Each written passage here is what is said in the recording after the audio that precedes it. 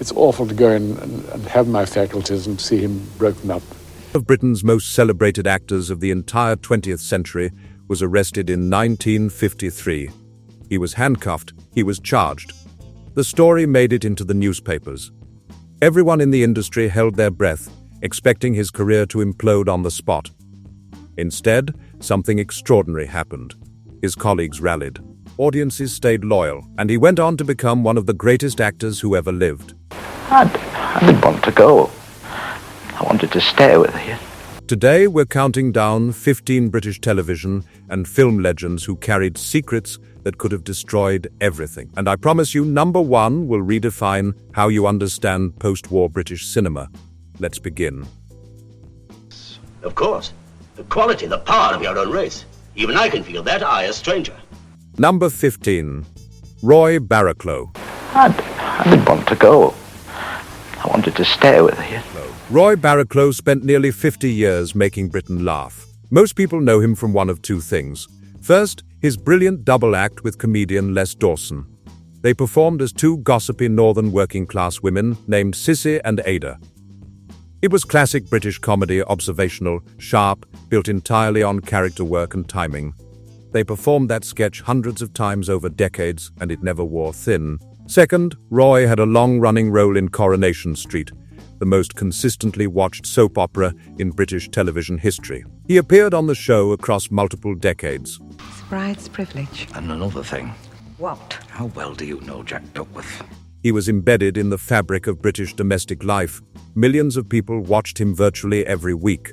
Roy was extraordinarily private about his personal life. Not in a way that drew comment or suspicion. He was simply a man who kept his own counsel.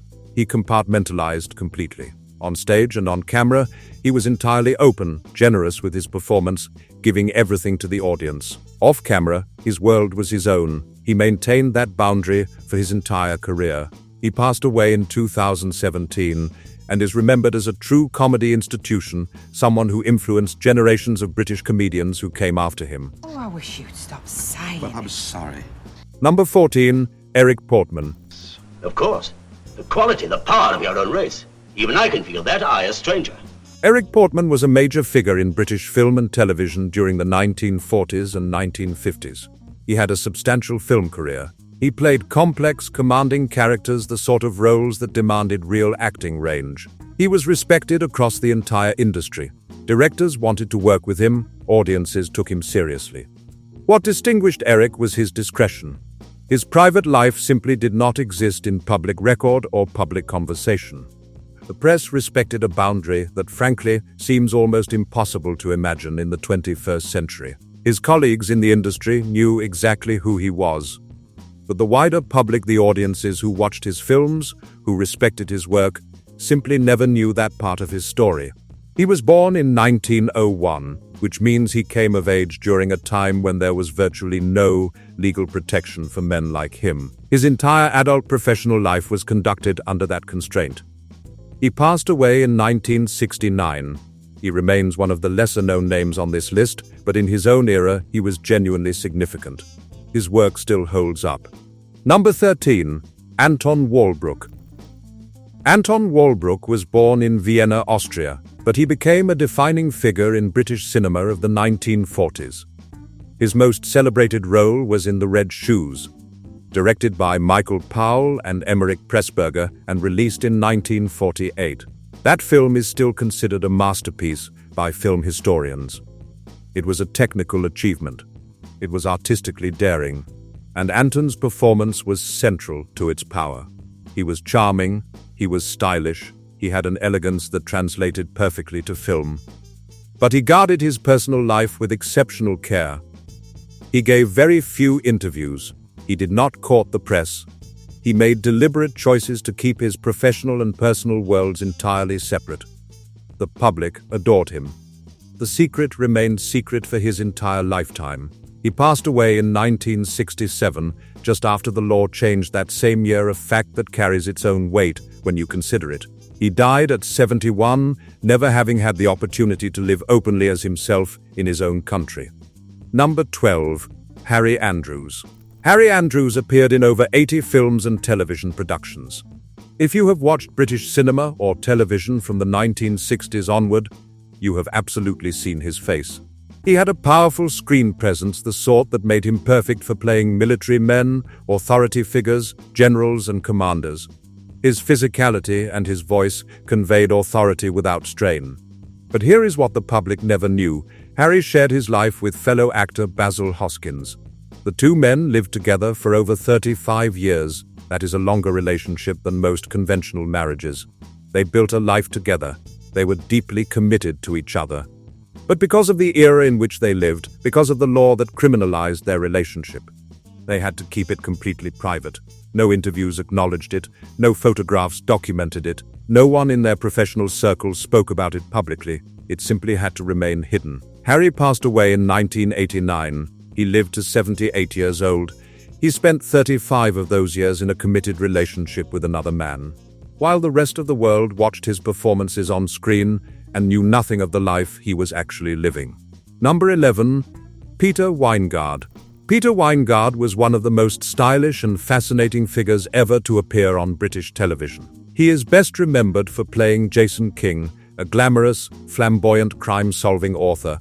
The character was extraordinary, a man of impeccable fashion sense, sophisticated tastes, and absolute confidence in his own aesthetic choices. The show Jason King aired in the early 1970s. It was a phenomenon. Peter became a style icon. Fans across the country copied his look, his distinctive mustache, his silk scarves, his long hair, his approach to fashion that was theatrical and uncompromising. He was unlike anything British television had presented before. On screen, he was mesmerizing. Off screen, his personal life was a subject of gossip within the entertainment industry. People talked. But Peter remained largely private about it. He did not confirm anything. He did not deny anything. He simply refused to engage with speculation. That maintained a boundary that allowed him to work. It was only much later in his life, he lived to the age of 90, that he became more open about who he was. He gave interviews in his 70s and 80s where he spoke more candidly. By then, the world had changed enough that he had a degree of safety he did not have during his working years. He passed away in 2018, leaving behind a television legacy that is entirely unique. Number 10. Tony Warren. Here is something that might genuinely surprise you. The person who created Coronation Street, the longest-running and most watched soap opera in British television history, was a gay man who had to keep his personal life completely secret while he was creating it. Tony Warren came up with the idea for Coronation Street in 1960. He was only 23 years old. Let that sink in. A 23-year-old man had the vision, the creative confidence, and the ability to sell a concept that would become one of the most important television programs in British cultural history. The show first aired on ITV on December 9, 1960. It is still going today, over 60 years later. It has been watched by billions of people around the world. Think about the scale of that. One man's creative vision, sustained for 6 decades. Tony brought warmth, humor, and real human stories to Coronation Street. The show felt genuine. It felt lived in. It captured community and struggle and ordinary human connection in a way that most television simply did not. Many people who have written about the show have noted that this sense of authenticity came from Tony's own understanding of what it felt like to be an outsider. He understood people who had to hide parts of themselves. He understood the pressure of living a false public life. He understood loneliness and community. He wrote from a place of genuine empathy. That empathy is embedded in the show's DNA. He passed away in 2016. Without Tony Warren, there would be no Coronation Street. That is an extraordinary legacy. And it was created by a man who could not speak openly about who he was. Number 9. Charles Hawtrey. Charles Hawtrey is one of the most recognizable faces from the Carry On films, that series of low-budget British comedies that were enormously popular and have become an absolute institution in British culture. If you have watched any of the Carry On films, you know Charles immediately.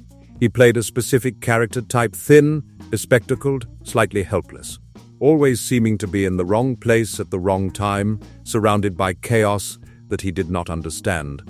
He was brilliant at it. He appeared in 23 Carry On films, more than almost anyone else in the entire series.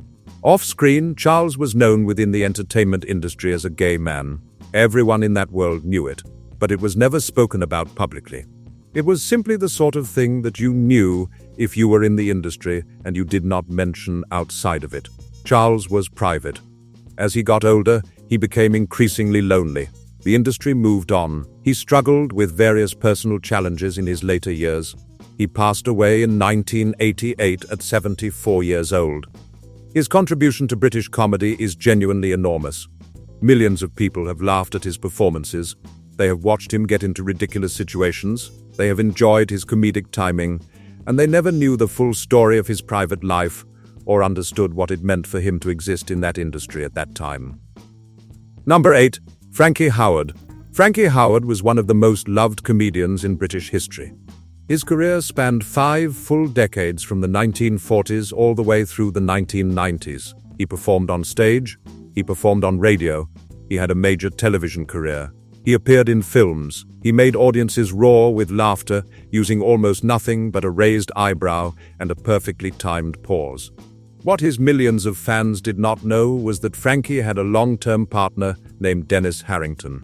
Dennis was also his manager. The two men were together for decades. They built a life together. But in public, Frankie always presented himself as a bachelor. He never confirmed anything about his personal life. He never denied it either. He simply kept that entire part of himself private. There is something quietly moving about this arrangement. Here was a man who devoted his entire career to making other people feel good. He gave the nation laughter. He was a consummate entertainer. He gave everything in performance. And all the while, he was carrying a personal secret that he could not share with the world. He had to compartmentalize completely. Frankie passed away in 1992 at 75 years old. He is still regarded as one of the absolute greatest comedians that British entertainment has ever produced. Before we continue to number 7, please hit that like button right now. It genuinely helps YouTube recommend this video to more people who love this era of entertainment history. And if you have not subscribed yet, please do. Number 7. Kenneth Williams. Kenneth Williams is another carry-on legend. He appeared in 26 carry-on films, more than anyone else in the entire series. His voice was instantly recognizable. His facial expressions were absolutely legendary. Nobody could do outrage or shock or snobbery quite like Kenneth Williams. He could communicate entire emotional states with a single look. Beyond the carry-on films, he was a regular on British television panel shows. He was famous for his appearances on shows like Just a Minute, a radio program that he recorded hundreds of episodes of across many years. His wit was sharp. His timing was impeccable. But behind all of that laughter and performance, Kenneth struggled deeply. He never married. He had very few close relationships. He spent much of his private life alone. What we know about his inner life comes from his personal diaries, which were published after his death. Those diaries are extraordinary documents. They are honest in a way that is almost painful to read. In them, Kenneth wrote about his loneliness, his confusion about his identity, his unhappiness. He wrote about the psychological toll of hiding who he was while performing in front of millions. Kenneth Williams passed away in 1988 at only 62 years old. His death was ruled an accidental overdose. His diaries remain one of the most honest and heartbreaking documents of what it felt like to be a gay man in that era of British history, someone desperately talented, desperately needed by audiences, and desperately alone. Number 6. Noel Coward. Noel Coward was a genuine British cultural legend. He was a playwright, a songwriter, an actor, a director, and a performer all at once. He wrote some of the most famous plays and musicals in British theatre history: Private Lives, Blithe Spirit, The Vortex. He composed songs. He performed in his own productions. He was witty. He was sophisticated. He was endlessly creative. His output was staggering. Within his own social circle, the world of theatre and the arts, Noel lived fairly openly. His close friends knew exactly who he was. He had several important relationships with men throughout his life. People in that world knew his story, but in public, he never formally announced his sexuality. He made a very deliberate choice about what he would discuss publicly and what he would keep private. He believed his private life was his own business. He let his enormous body of work speak for itself. Instead of interviews about his personal life, he gave interviews about his creative process, his ideas, his artistic philosophy. In many ways, it was a very clever strategy. It protected his career at a time when that protection was necessary. It allowed him to work without interference. Noel Coward passed away in 1973 in Jamaica. He was 74 years old. He had been knighted in 1970, finally receiving the official recognition from the Crown that many felt had been long overdue. His work continues to be performed on stages all over the world to this day. His plays are still considered masterpieces. His influence on 20th century theatre is incalculable. Number 5. Quentin Crisp. Here is someone who did things extraordinarily differently from everyone else on this list. Quentin Crisp did not hide. He never hid. From a very young age, he walked the streets of London in full makeup with dyed hair and painted nails at a time when doing so was considered incredibly dangerous and was met with active hostility. He was regularly attacked. He was mocked. He was treated as an outcast by much of society. He faced genuine physical danger simply by existing as himself in public. But Quentin refused to change. He refused to conform. He said famously that he did not want to be accepted by society as it was. He wanted society to accept him exactly as he was: makeup, painted nails, dyed hair, and all of it. He refused to apologize for who he was. His life story was turned into a celebrated television film called The Naked Civil Servant in 1975. The film starred actor John Hurt in the lead role, and Hurt's performance was brilliant. The film was a huge cultural event in British television history. It introduced Quentin's story to a whole new generation of viewers. In his later years, Quentin became something of a beloved television personality. He was invited onto chat shows, he wrote books, he gave lectures. In his 70s, he moved to New York City and became something of a cult figure there as well. He developed a following of people who admired his refusal to compromise, his wit, his philosophy of living authentically. He passed away in 1999 at the age of 90, just before he was due to perform a one-man show. Quentin Crisp lived entirely on his own terms. That took extraordinary courage. He showed another path, not the path of hiding, but the path of radical honesty and refusal to be diminished by social pressure. Number 4. Nigel Hawthorne. Nigel Hawthorne is best remembered for one of the greatest comedy performances in British television history.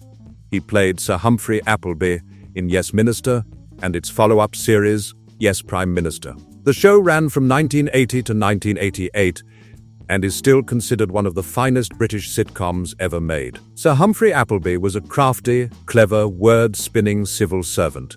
He was the sort of bureaucrat who could outmaneuver anyone with pure intelligence and procedural knowledge. His entire mission on the show was to stop his minister from actually doing anything consequential.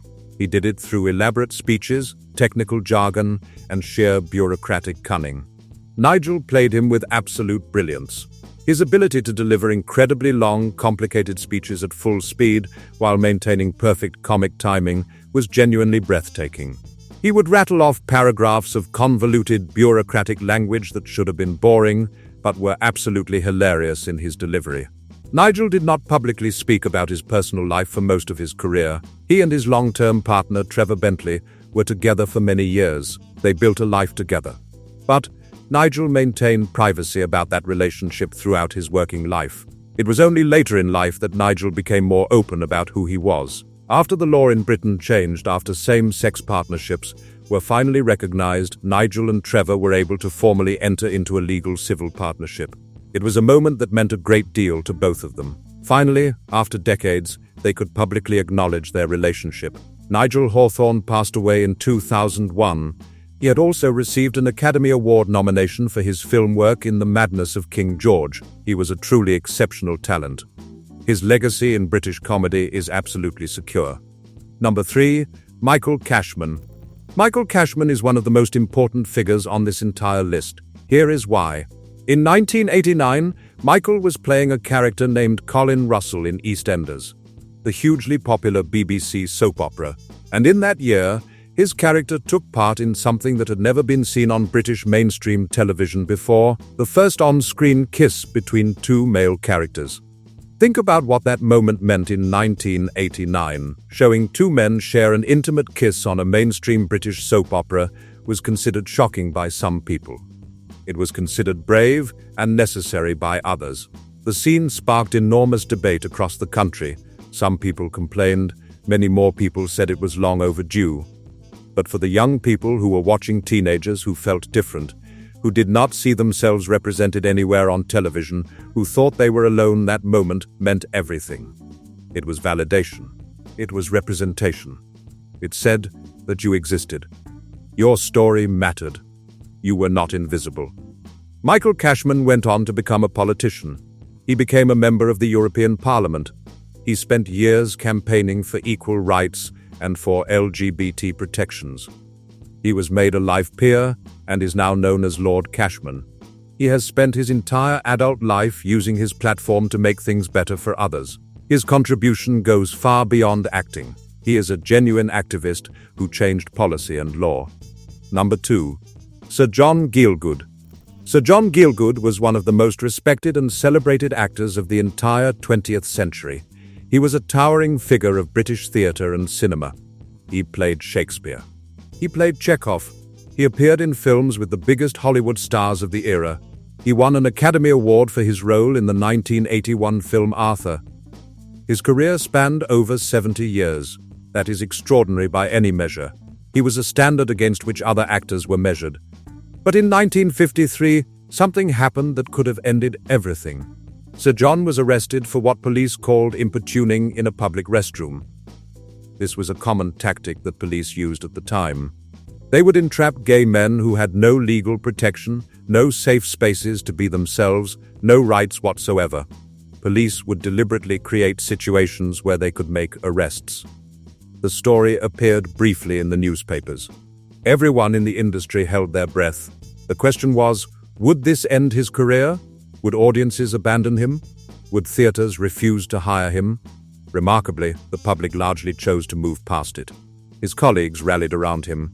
Fellow actors and directors stood by him. Audiences continued to love him. The theaters continued to hire him.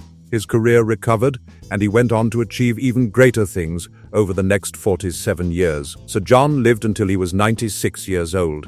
He passed away in the year 2000. He is widely considered one of the greatest British actors who ever lived. His legacy in theatre is incalculable. His film performances are still studied by acting students. We are down to our final entry, and I promise you, this one reframes everything. If you have made it this far, you understand that these were not just entertainers. These were people who shaped British culture while living under impossible constraints. Please hit that like button. It genuinely helps. And stay until the end for the final story. Number 1. Dirk Bogarde. Sir Dirk Bogarde was for many years the biggest male film star in British cinema. He was the star that sold tickets. He was handsome. He was charming. He was enormously talented. Teenage fans mobbed him wherever he went. Fan mail arrived by the sackful every single day. Women adored him. He was the sort of star that defined an era. But Dirk Bogarde had a secret that went to the very core of his existence. For decades, he shared his life with a man named Anthony Forwood. Anthony was his manager, but more than that, he was Dirk's closest companion. They lived together for over 30 years. They built a life together. Their relationship was the most important one in both of their lives. In public, Dirk never confirmed anything about this relationship. He was extremely careful. He was extremely private. The press, for the most part, respected that boundary, or simply did not look too hard. Dirk had cultivated an image as a serious actor, a man of artistry and intelligence, and he maintained that image publicly. But here is where Dirk Bogarde's story becomes genuinely extraordinary. In 1961, he made a film called Victim. In this film, Dirk played a married lawyer who is being blackmailed because of his attraction to men. The film was groundbreaking. It was one of the first mainstream narrative films to argue openly and directly that the law criminalizing same-gender relationships was fundamentally unjust. Think about the courage that required. Dirk Bogarde was the biggest male star in British cinema. His career was his livelihood. His image was his brand. And he chose to make a film that would inevitably prompt speculation about his own life. He knew what making that film meant. He knew people would ask questions. He knew it was a risk. Historians of British law and culture have argued that Victim genuinely helped shift public opinion. The film provided moral and intellectual arguments for why the law should change. It humanized the people affected by the law. It made audiences think. And it contributed to the legal changes that finally came in 1967 when homosexuality was decriminalized in Britain. Dirk Bogarde could not speak openly about his own life. He never publicly confirmed his relationship with Anthony Forwood. He never gave interviews about his own sexuality. But he used his art and his platform to fight for change anyway. He did it at great personal risk to his career. He did it anyway. Dirk Bogarde passed away in 1999. He was a film star. He was a writer. He wrote several books.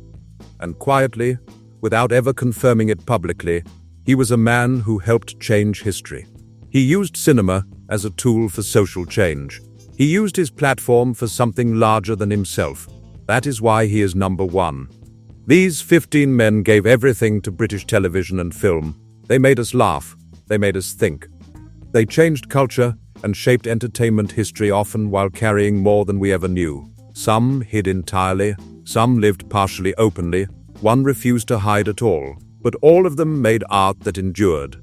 What strikes me most about their stories is that the constraint they lived under, the requirement to hide, to compartmentalize.